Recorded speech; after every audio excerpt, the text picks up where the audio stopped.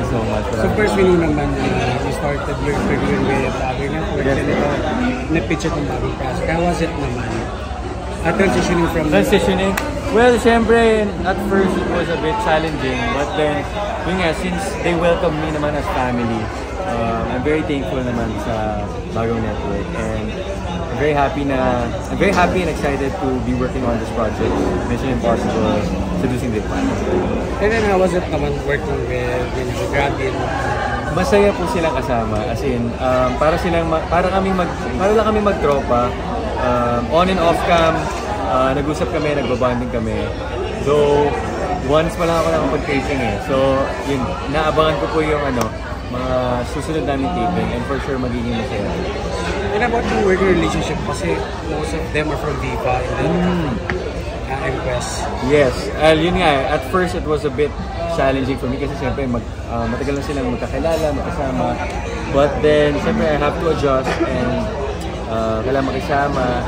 And eventually, sobrang, as I mentioned kanina sa interview kanina, very warm, very welcoming. I think lahat sila, kinakamusta nila ako. They didn't let me feel na iba ako sa kanila.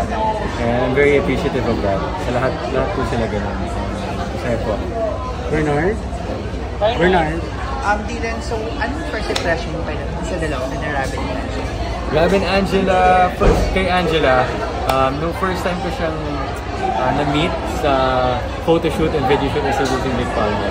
Ano siya very makulit, and feel ko makaka-vibe ko siya agad kasi mahilig ako sa mga very approachable, very welcoming. So, na-feel ko agad na okay, mag-work, mag-click kami ni Angela based on her personality. How do you personally relate dito sa role mo sa Seducing Dick? Sa Seducing Dick, si Trip Palma kasi, he's a bit, he's very observant. He would rather listen than to speak. And somehow, ganun din ako. May times na I'd rather be quiet or I'd rather listen na lang than just keep on speaking. So, medyo may similarities pagdating sa ganung klaseng personality. Your role is a photographer? Yeah, I'm a photographer. Nag-aaral ka ba ng contest sa photography, handling cameras? I didn't study, but mahilig po ako magkuha ng mga litrato. Kasi syempre, as an artist, kailangan madami kang photos, magaling ka magkumuha ng mga photos. And since nakuha ko rin yung role na to as a photographer, it would be nice for me to learn more the technicalities of taking pictures or videos. Regarding with the title of this year, what can you say about the word seducing? Seducing, it's very interesting. I haven't seen any title ng movie or series na gano'n. So, nakakatch yung attention ng mga viewers. Personally, ako nakatch attention ko noong nalaman ko Seducing Dick Palma. Very interesting, and if I was not a reader or viewer before, mapapabasa ako sa novel. Ay mapapanood din ako ng Seducing Dick Palma. Ikaw ba may mga favorite ka na Wattpad series? Personally, this is my first ever Wattpad series na binasa. And yun, dahil dyan, for sure, magpapabasa na ako ng iba-iba, sunod-sunod na Wattpad series. So just po ulit yung character So, hi everyone, I'm Dylan Menor. I'll be playing Trip Marco Palma. Ako po yung pinsan ni Drake Palma, yung lead.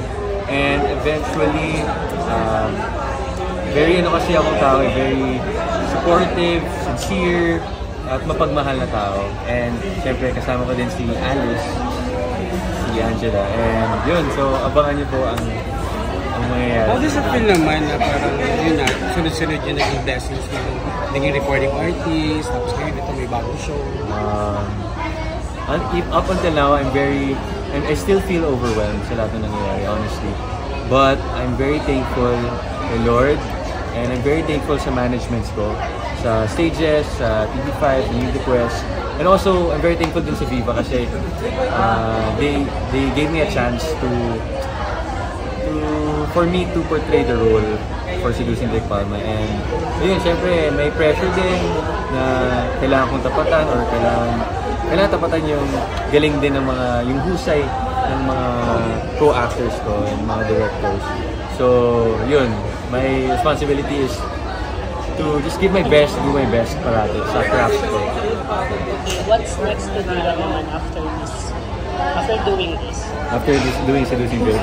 Well, syempre, hopefully, magkaroon ako ng...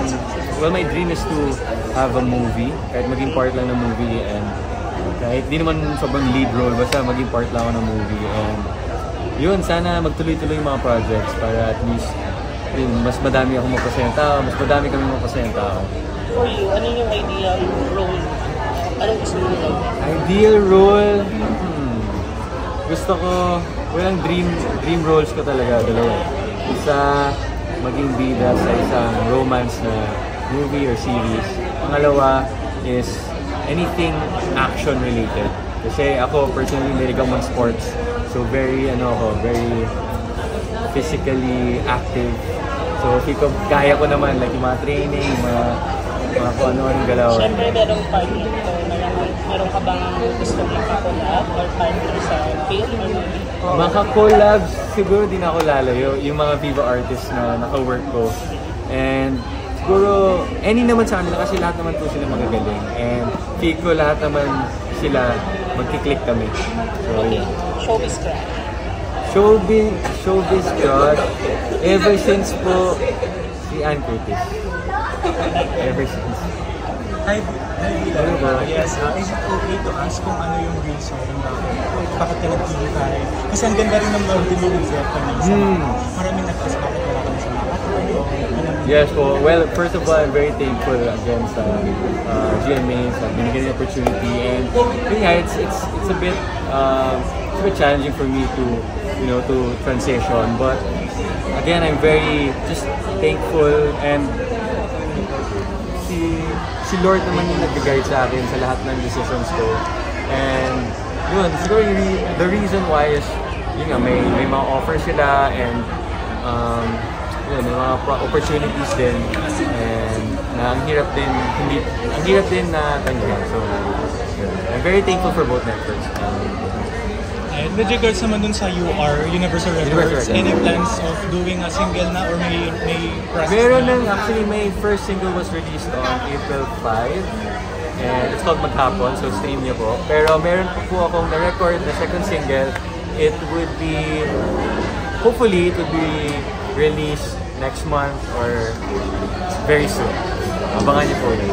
Message mo sa mga fans niyo ni Zed kanina, sana tangkilikin ka pa rin dito sa message ko sa mga fans namin and sa lahat ng fans noon and up until now, sana po supportan niyo po ako, and sa lahat ng nagsusupport pa rin, thank you, and sana kahit anong mangyari, dito lang din ako para sa inyo lahat.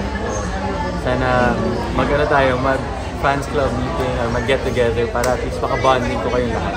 Yun lang, maraming salamat. Last na, reaction nila nung hindi ka na makakasama sa yung mga cast? Siyempre, it was difficult for me, pero yun nga si Lord na bahala sa lahat ng decisions ko. I'm very thankful na may mga times talaga na siguro may redirection, but I just have to look at it at positive side parati. And ayun, I'm very thankful na sa lahat ng naniniwala sa akin, and sa lahat ng